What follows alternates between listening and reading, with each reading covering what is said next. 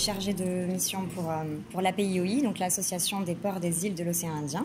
Et donc ce qui va être lancé aujourd'hui, c'est la plateforme féminine au sein des ports de l'océan Indien. Donc quel est le but de cette plateforme? Le but, c'est vraiment d'essayer de faire connaître le secteur portuaire aux femmes, où les femmes sont très peu représentées en fait dans ce secteur maritime et portuaire, mais également de les aider à prendre davantage d'assurance et pouvoir acquérir facilement des postes à responsabilité en fait au sein de cette filière. Alors la création de cette plateforme, elle est importante, tout simplement parce qu'on s'est vraiment rendu compte qu'il y avait, en fait, on a regardé internationalement, dans la filière maritime et portuaire, il y a seulement 2% de femmes dans cette filière.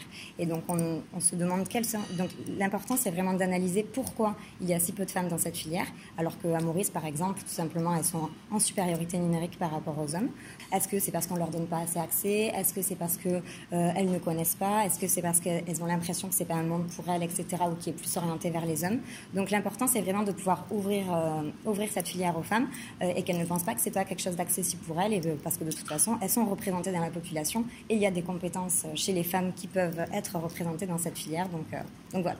Donc, nous, à Port-Réunion, nous avons déjà des pistes d'action qui relèvent de notre propre plan d'action interne qu'on souhaite partager avec la plateforme, pas forcément pour qu'on soit sur les mêmes thématiques, mais peut-être pour aider la plateforme à identifier et à orienter des opérations pour lesquelles nous, on pourrait amener également un savoir-faire et une expérience. Donc, des sujets qui sont portés par Port-Réunion sont notamment la formation, notamment la participation à des forums métiers, l'accompagnement des scolaires, l'accompagnement pour une rémunération plus juste des femmes. Aujourd'hui, nous, on a la chance à Port-Réunion d'avoir une majorité de notre personnel féminin qui se situe à des postes de cadre d'agent de maîtrise.